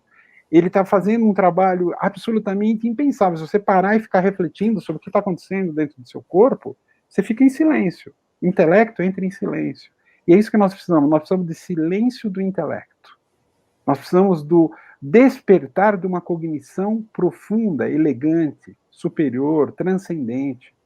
E essa elegância assumiu o controle do ser, assumiu o controle, inclusive, do próprio intelecto. O intelecto produz muitas coisas maravilhosas, mas ele, sozinho, sem conexão com o coração, ele se torna um déspota. Né? A aplicação linear dos frutos do intelecto produz as aberrações modernas. Né? Porque o intelecto, ele é uma estrutura, é um computador. Imagina um carro que assume o controle e não deixa mais o motorista, você vira a direção para um lado para o outro e ele vai para o lado que ele quer. E ele é educado de uma maneira má. Né? Ele é mal educado, o automóvel. Aí ele vai fazer coisas que o condutor não quer mais. E não importa. E aí surgem angústia, ansiedade, depressão, etc. Porque quando o intelecto está levando a gente para caminhos tortos, caminhos errados, caminhos comprometidos, o ser interno nosso, o nosso espírito, entra em desespero, que nem um motorista num carro que está desgovernado. Entra em desespero. Por isso que a minha sugestão é focar no coração, mas sem perder a dimensão racional, simplesmente subordinando ela ao coração. E a gente pode aprender muito com os povos indígenas. Porque eu, quando converso com o Ailton Krenak, por exemplo, eu já cheguei às lágrimas conversando com ele. Porque ele, quando fala pausadamente, eu até fico impaciente, porque eu tenho um intelecto muito ativo, ele fala pausadamente e sai muita sabedoria da fala dele, mas ele fala para o meu coração, ele não fala para o meu intelecto. E quando ele fala para o meu coração, eu recebo a sabedoria dele, são as sementes de sabedoria que ele coloca no meu coração, aquilo brota de uma maneira que me conecta com ele e com o saber dele.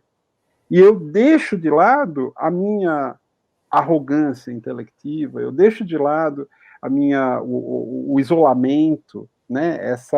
essa incapacidade que o intelecto tem de dar as mãos, sabe, de abraçar, de interagir no nível do core, não, do coração. E não obstante, se você escutar o Ailton, mas não só, o Davi e outros sábios indígenas, você vai ver que naquela forma pausada de colocar e simbólica, né, muitas vezes em termos de fábula, existem sabedorias profundas, com profunda elegância, como uma demonstração de um teorema matemático, profunda elegância, profundo alcance, e sabedorias testadas por milênios de evolução cultural, de evolução da sabedoria como povos. Né?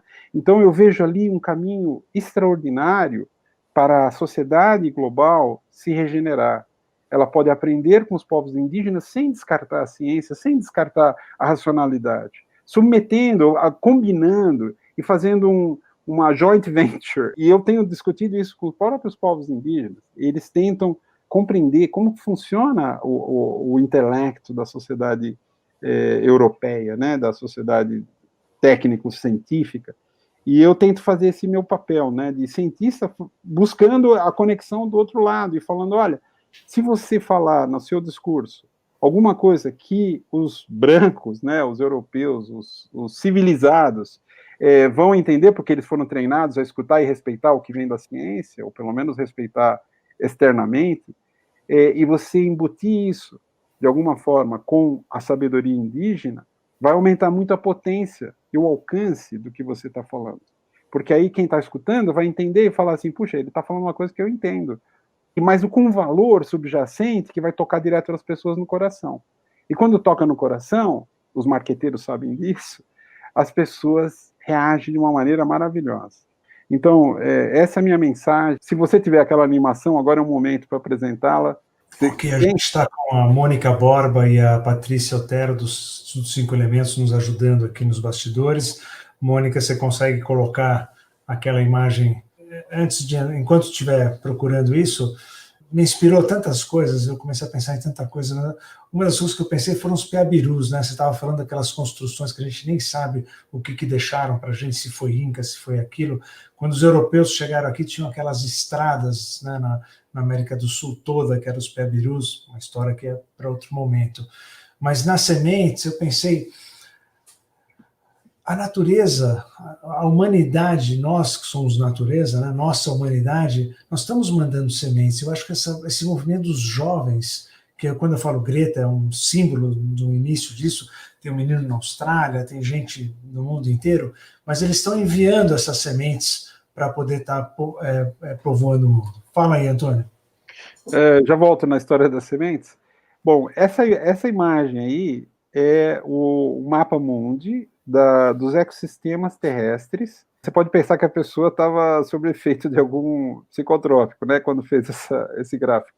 Mas na realidade não é. Isso aí foi uma criatividade muito grande do pessoal do grupo lá do Yad Vindermali, na Universidade de Oxford.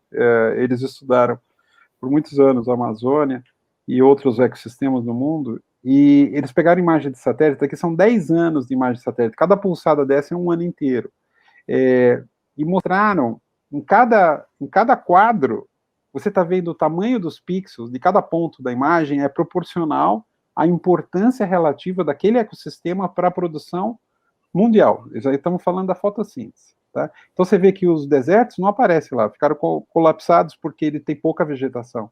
E as regiões mais boreais, como a Sibéria e as florestas boreais do Canadá, elas desaparecem no inverno, porque para tudo, né, congela.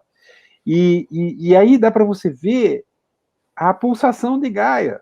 A pulsação de Gaia, isso é real, isso é ecofisiologia. As plantas funcionando. Elas estão pegando carbono da atmosfera, o gás carbônico, e transformando em biomassa, em madeira, etc. E a gente consegue mensurar isso com imagem de satélite. Mas tem subliminarmente, tem uma mensagem tão poderosa numa imagem dessa, que é a importância dos ecossistemas equatoriais. E dentro dos ecossistemas equatoriais, a Amazônia é o coração do mundo. Aqui eu estou falando de forma literal. Vocês estão vendo aí, isso é dado.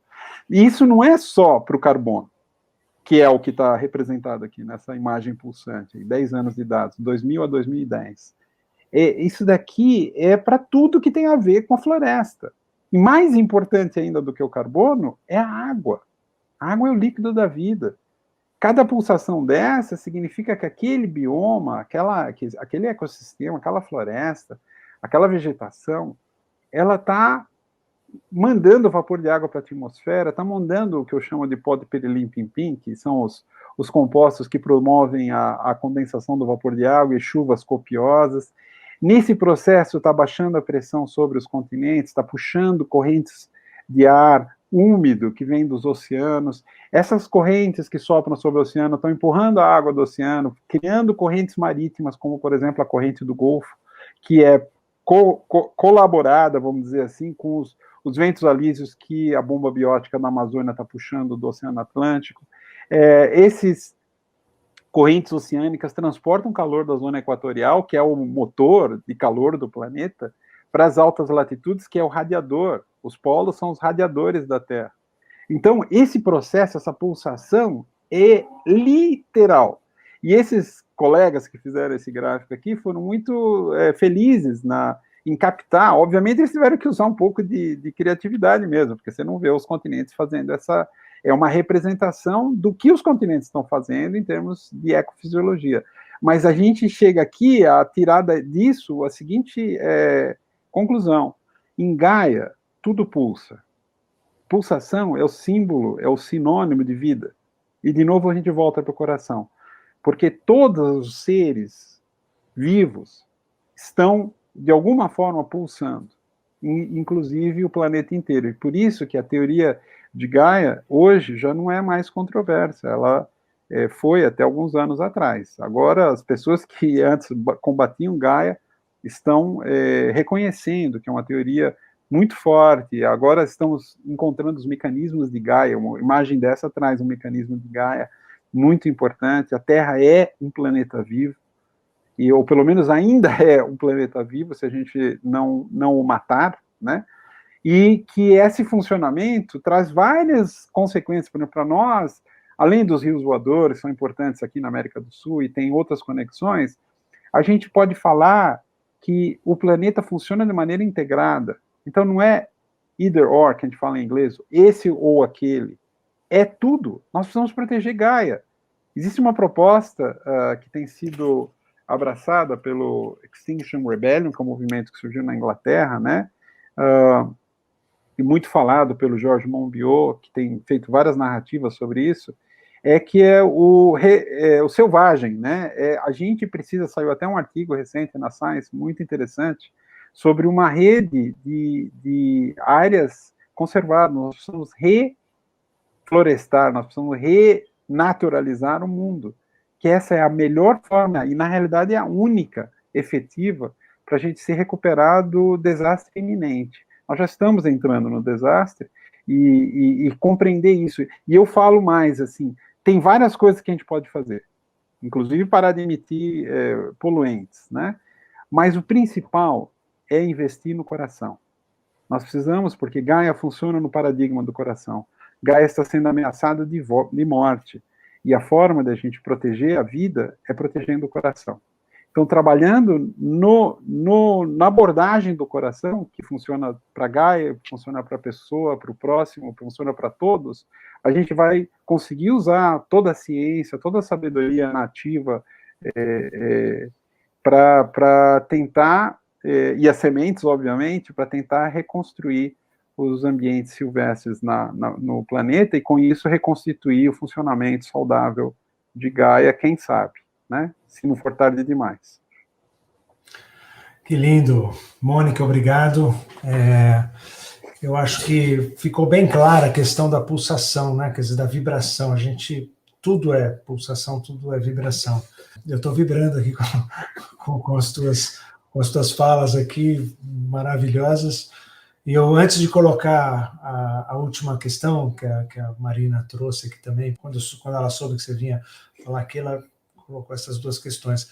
Mas eu queria agradecer profundamente a Mônica Borba e a Patrícia Otero por estarem cuidando da gente aqui, que são do Instituto 5 Elementos. O Instituto 5 Elementos trabalha com educação para sustentabilidade e a gente procura trazer consciência ou conscientização para que cada vez a gente entenda mais Gaia, para que a gente esteja mais próximo, para que a gente tenha o coração, né, pulsando realmente com relação a isso. No próximo dia 29 de setembro, a gente vai trazer um filme que é A História do Plástico, que é do pessoal da História das Coisas, né? O filme ainda não está livre, então nós estamos fazendo uma sessão, vai ter acho que 100 pessoas para poder assistir a sessão, e depois nós estaremos fazendo uma conversa com algumas pessoas sobre isso, depois a gente vai colocar isso no site. Então, agradecendo profundamente, Antônio Nobre, vou deixar você terminar, vou passar a pergunta da Marina Silva, e você vai responder e fazer uma mensagem final para a gente, uma gratidão profunda por você estar aqui com a gente. Igualmente. Já passamos do ponto de não retorno? Pergunta fácil, né? Tranquilo de responder. Então, eu imagino que algumas coisas que eu falei anteriormente já possam dar uma dica sobre essa pergunta da Marina. Aliás, grato, Marina, porque as suas perguntas são sempre muito relevantes, ensejam ponderações que são, espero, né, sejam úteis nesse momento. E quando a gente fala e passamos do ponto de não retorno, a gente tem que voltar lá na história dos dinossauros, porque houve um momento que aconteceu, foi um cataclismo, veio do espaço, né, diferente de agora. Se a gente falar ponto de não retorno do Holoceno, ou seja, desse período geológico de 10, 11 mil anos, que é extremamente favorável para a evolução do que a gente chegou a conhecer como civilização, sim, já passamos do ponto de não retorno. O que já foi alterado no funcionamento dos ciclos biogeoquímicos, que são o que estudam, por exemplo, o carbono e o ciclo dos elementos químicos, né, na superfície do planeta, as perturbações que foram introduzidas, que são registradas em tempos de dias ou semanas na atmosfera, em termos de meses, anos e milênios nos oceanos, e em termos de milhares ou milhões de anos na litosfera, né, na parte sólida da Terra, a gente já entrou num período de transformação garantida. Cada publicação que sai a esse respeito, e tem saído muitas, inclusive cada vez mais sofisticadas, cada vez mais inclusivas, cada vez mais verificadas e cada vez menos controversas, especialmente falando de controvérsias genuínas, né, não das fabricadas por fake news. A indução de uma mudança, de uma piora do conforto no planeta Terra já está encomendada, vamos dizer assim. O que não significa que não haja a possibilidade de a gente ter uma reação vigorosa. A humanidade já demonstrou uma capacidade incrível para destruir. Se ela aplicar toda a sua competência destrutiva no sentido construtivo, e aí eu vou de novo falar das sementes, né?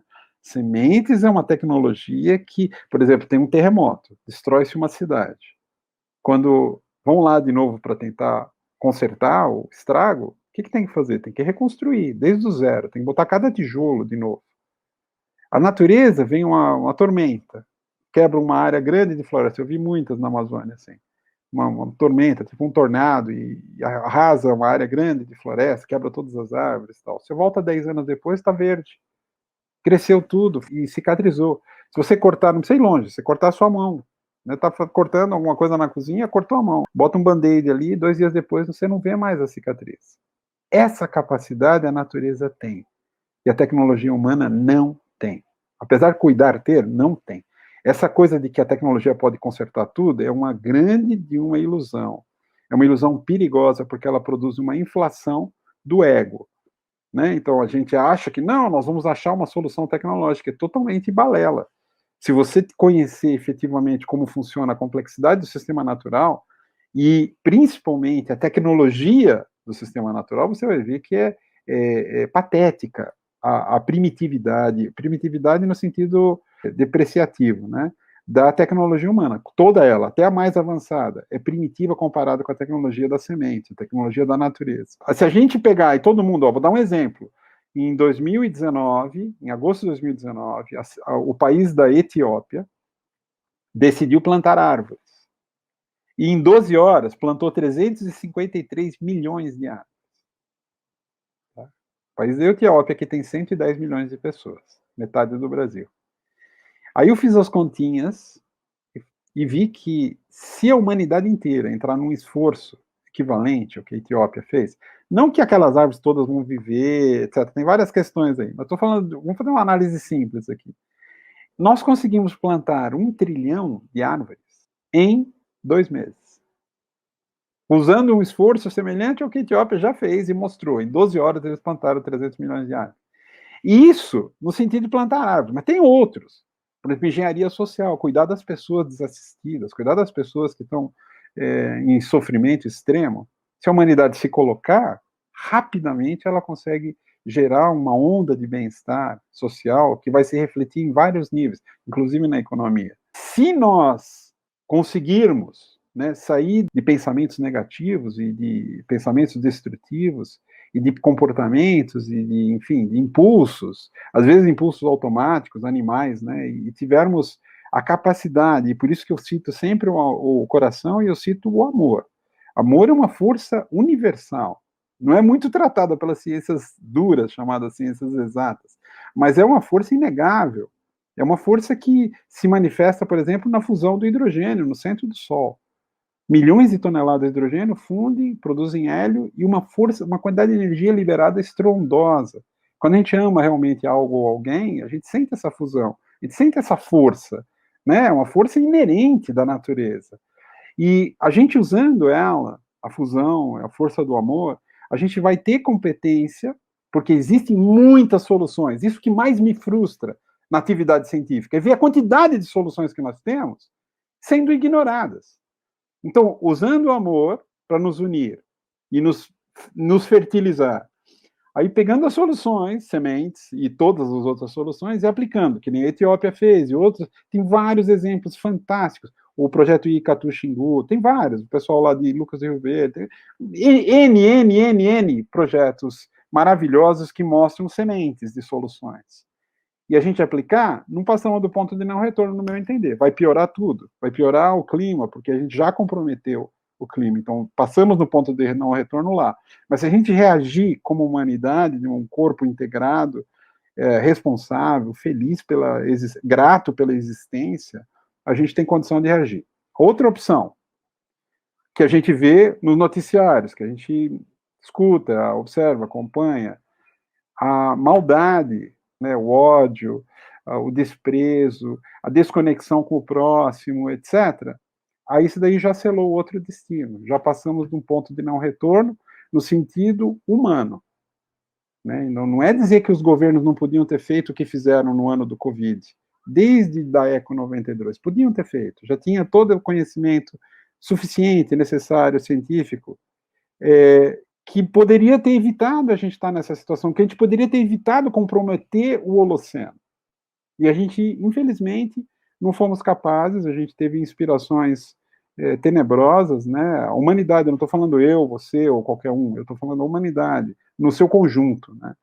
E o lado positivo dessa negatividade toda, que o Covid está trazendo para a gente como uma bênção, como um presente, é que de repente a gente olha para nós mesmos, ficar preso em casa, a humanidade está presa em casa.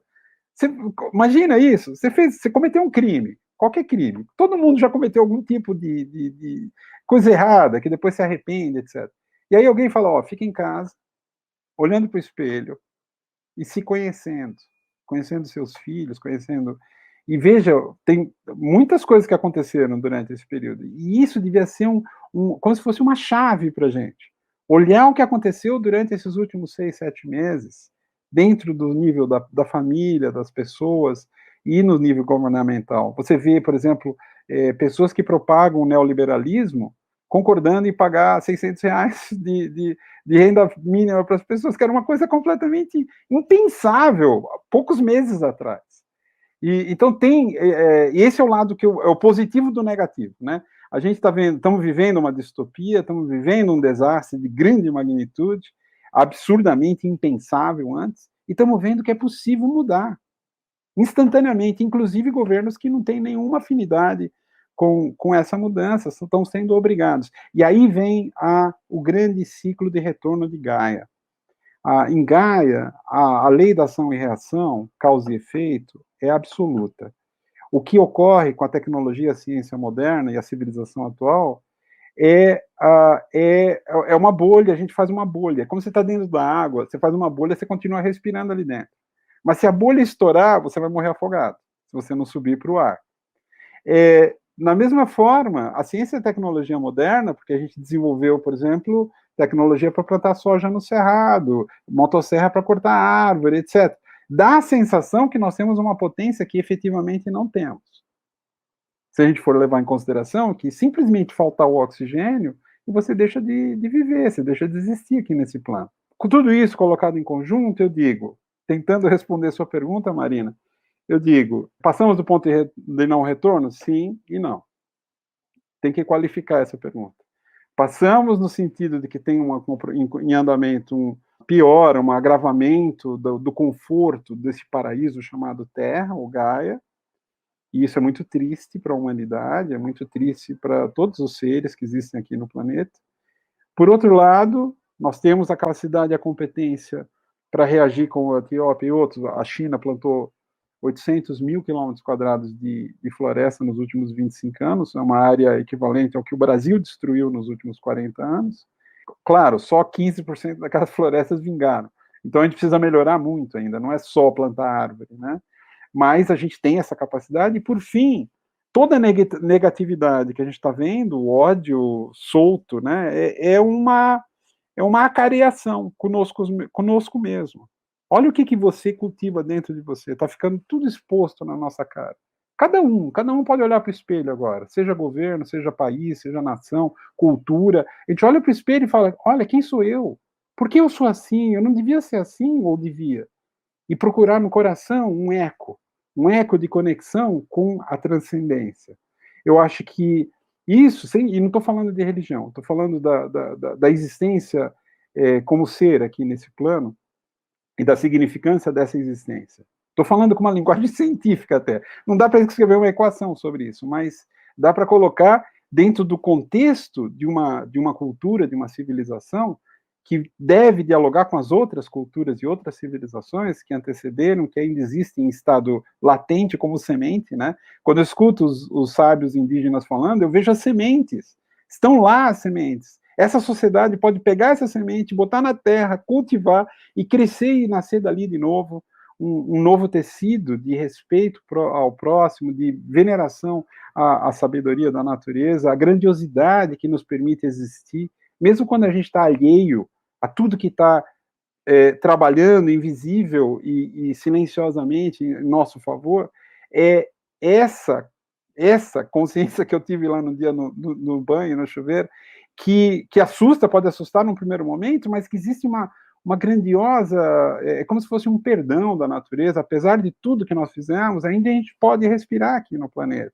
A gente pode comer, a gente pode observar as maravilhas da Terra. Assista as séries do Christian Dimitrios, esse grande cineasta brasileiro que tem uma série na Nat Geo. Ele fez várias imagens do litoral brasileiro, das maravilhas do Brasil. Ainda existe maravilhas no Brasil.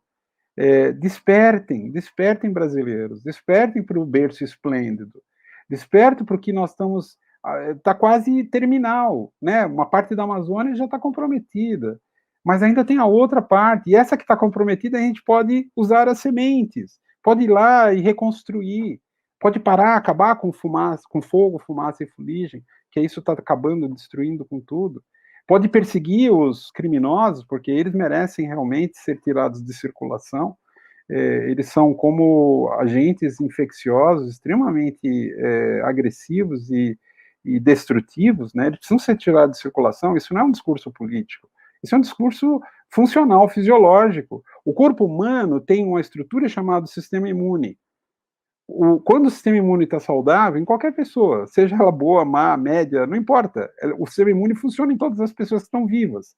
E tem as células que vão patrulhar o corpo para encontrar alguém que está fora do funcionamento das leis, né, que mantém o corpo vivo e feliz, respirando, etc. E quando esse sistema imune fale, ou não está funcionando, ele não está atirando as células egoístas, por exemplo, que ocorre, né? Uma célula fica louca e ela começa a se multiplicar de maneira descontrolada, chama tumor, é câncer. Quando o sistema imune não funciona e não tira aquela célula egoísta, o corpo acaba perecendo. E é isso que tem acontecido nas nossas sociedades. A gente tem pessoas que se comportam como câncer, como tumor. Elas querem tudo. O ego descompromissado, desconectado com o conjunto. E o sistema imune não está funcionando. Quem é o sistema imune? A justiça, a polícia, os promotores públicos, a indignação da sociedade, né? Esse que é o sistema imune da sociedade. Quando um ato de egoísmo que produz dano não é controlado, ele tende a se multiplicar e tomar conta do corpo e destruir tudo, inclusive a si próprio, né? Então, quando a gente defende que a natureza tem que ser protegida, a gente está defendendo todos os seres humanos, inclusive os que estão destruindo a natureza, né? Essa devia ser um mantra, sabe? Nós não somos, eu não sou de ONG ou da ciência, eu não sou, como se diz, de um grupo, um clube. Eu estou defendendo a sua vida. Todo mundo que tem vida está sendo defendido por esse discurso. Então, não estou do outro lado do muro. E eu tenho falado isso em âmbitos, às vezes, bastante agressivos. Teve esse evento lá em Altamira, no Pará, o ano passado, que veio, inclusive, o pessoal da Greta estava lá, que foi na Terra do Meio, e depois, no último dia, teve um evento público lá em Altamira, organizado pelo pessoal da Universidade Federal do Pará, e vários movimentos sociais, etc. E teve uma afluência bastante grande, e teve algumas pessoas que foram lá para realmente bagunçar, para impedir que acontecesse. Começou um processo de agressão bastante violento, assim, não terminou em tiro, mas poderia ter terminado em tiro, muito sério. E eu tive que falar lá nessa abertura, e estava uma gritaria terrível, e eu comecei minha fala, eu falei, como é que eu vou fazer com que todas as pessoas que estão aqui nessa audiência, de A, B, C e D, inclusive a minoria que estava lá para bagunçar mesmo, como é que eu vou fazer, trazer alguma coisa que una as pessoas, de alguma forma? E eu olhei na minha frente e tinha uma garrafa d'água. Aí eu falei, já sei como eu vou fazer. Aí eu peguei a garrafa d'água, quando eu comecei a falar, levantei, peguei o microfone, levantei a garrafa d'água e falei, tá vendo esse líquido que tem aqui dentro? Que está fluindo aqui atrás de mim, no rio Xingu, um rio sagrado para os indígenas, né? Porque tem água. Ninguém estaria aqui nessa audiência sem esse líquido. Nem fazendeiro, madeireiro, não estariam aqui, nem os quilombolas, nem os indígenas, nem o Antônio Nobre, ninguém estaria aqui sem esse líquido. Esse líquido une todas as pessoas, que nem o sangue une todas as células do nosso coração.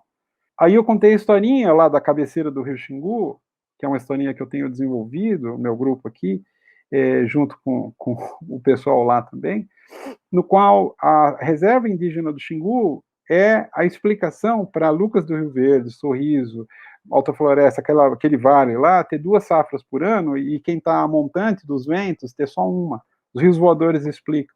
É a floresta que os indígenas mantiveram, produz umidade que permite que só uma municipalidade, no caso Lucas do Rio Verde, produz 80 milhões de reais a mais por ano na segunda safra do que Querência, que está do outro lado. Simplesmente isso. Eu falei, então vocês que estão aqui representando o agronegócio, etc., vocês deviam ter o maior respeito pela água e, portanto, pela floresta e, portanto, pelos indígenas que protegeram a floresta que vocês não protegeram. Eu estou usando esse exemplo só para mostrar que a gente precisa buscar todas as conexões que ligam todas as pessoas, porque mesmo uma pessoa que está desviada e está destruindo, etc., em algum momento, a noção da mãe daquela pessoa, né, da mãe terra, da mãe, toca no coração dela. E, eventualmente, aquela pessoa possa despertar, como já aconteceu. A gente está vendo, em alguns casos, pessoas que falam, puxa, eu estava equivocado, eu estava num caminho ruim. Esse dia eu saí de Altamira, não tinha voo. Aí eu peguei um ônibus para Belém do Pará, porque eu tinha que ir embora naquele dia mesmo. Entrei no ônibus, um professor, um amigo da Universidade Federal do Pará, me deu 2 livros, que ele é um estudioso sobre grilagem de terra. No encontro que a gente teve lá, ele deu aula sobre grilagem, eu fiquei aprendendo muita coisa, não sabia, e ele me deu 2 livros. Eu comecei a ler nesse ônibus, o ônibus viajando de noite. No dia seguinte, quando a gente parou na beira da estrada, veio um homem forte, assim, falar comigo, e ele falou, eu vi você falando lá no evento, eu gostei da sua fala. Aí eu falei assim, acho que eu vi esse cara, ele ameaçou uma das índias que estava falando. Ele foi para frente, a gente pensou que ele ia agredir alguma coisa, tentar pegar o microfone dela, gritando com ela. Tá.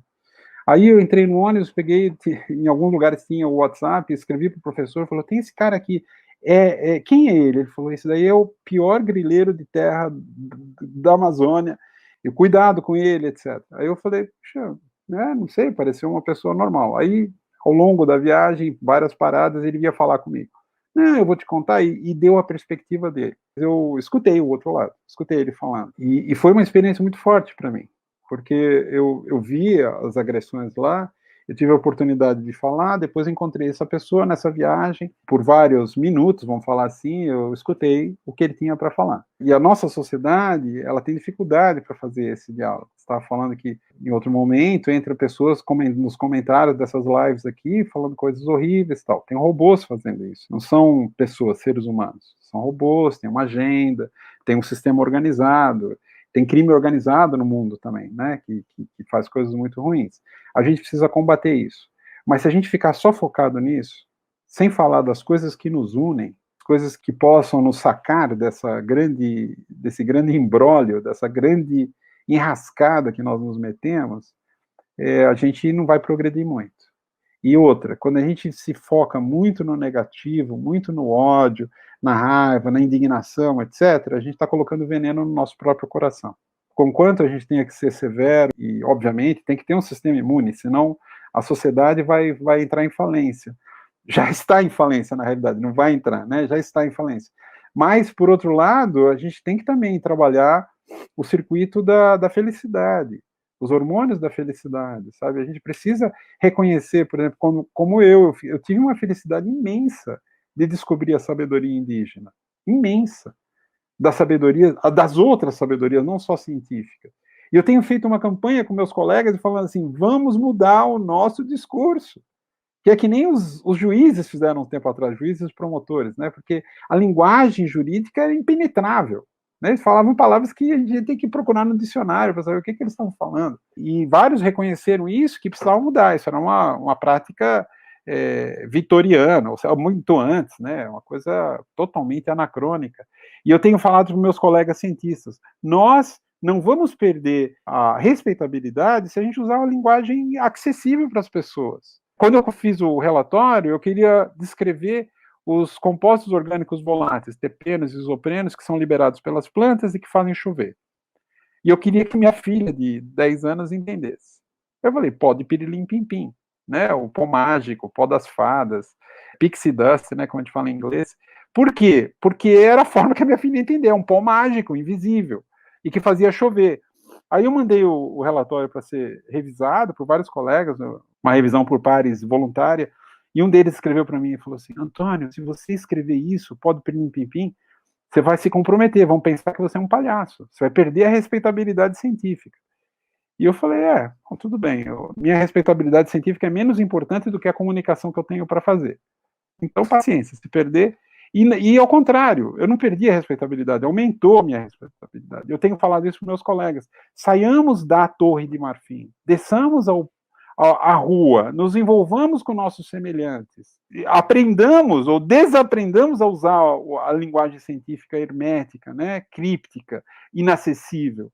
Falemos com uma linguagem elegante, que qualquer pessoa possa entender.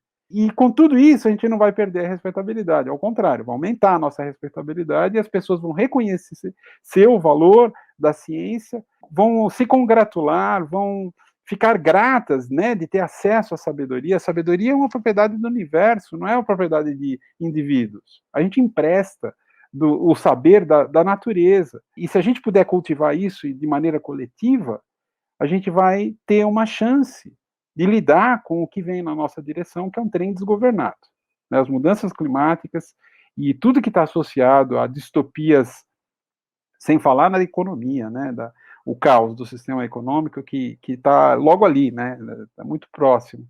É muito grande. O navio está afundando. O que a gente vai fazer agora? Nós temos essa oportunidade, tem sementes, tem o amor, tem o respeito, tem a felicidade, tem o reconhecimento da maravilha do existir. Vamos trabalhar nisso, quem sabe a gente consiga, se não um bote, vamos nos cotizar, vamos tentar impedir que o navio afunde totalmente, já parece além da nossa capacidade, embora não além da capacidade de Gaia. Gaia ainda tem a capacidade, mas como é que a gente destruiu uma parte importante dos órgãos de Gaia? Como é que a gente pode correr lá e plantar 253 milhões de árvores, 1 trilhão de árvores, ou o que for necessário? Parar de emitir gases, como paramos de emitir os gases que estavam destruindo o ozônio, e funcionou. Nós temos capacidade de parar de emitir gases. Parar ontem de destruir floresta. Pegar pessoas que se organizam para botar fogo, fazer dia do fogo, que nem fizeram na Amazônia ano passado, fizeram agora no Pantanal, e falar assim, olha, sai de circulação, que nem os linfócitos fazem com célula cancerígena. Tem que tirar essas pessoas de circulação, sem nenhuma possibilidade de diálogo. Um glóbulo branco que vai comer uma bactéria que está infectando, uma ferida que está infeccionada, ele não vai lá e fala, bactéria, vamos lá, será que você me vota comigo no Congresso? Não, ele pega e fagocita aquela bactéria e acabou o fim de história. Aquela bactéria é muito prejudicial. Então, precisamos fazer tudo isso. E eu achei simbólico, porque hoje é o Dia Internacional da Democracia, né? Então, a gente aqui no Dia Internacional da Democracia, exercitando isso e falando do coração, falando que o essencial é invisível aos olhos, né? Como diria o Saint-Exupéry. Te agradecer imensamente, imensamente mesmo, de você ter participado aqui com a gente e estar trazendo todas essas sabedorias, essa parte maravilhosa. Foi uma honra. Espero que essa mensagem tenha possibilidade de se propagar. Eu acho que essa é a ideia, é semente, né? Estamos falando de semente. Então, eu tenho me beneficiado muito com as sementes de outros. Vocês, o trabalho que vocês fazem, a Marina, muito, muito incrível, o pessoal da educação ambiental. Então, vamos que vamos. Vamos que vamos. Muito obrigado. Obrigado a todos que estão assistindo a gente e os que estão entrando depois, num outro dia, num outro horário. Gratidão profunda a todo mundo.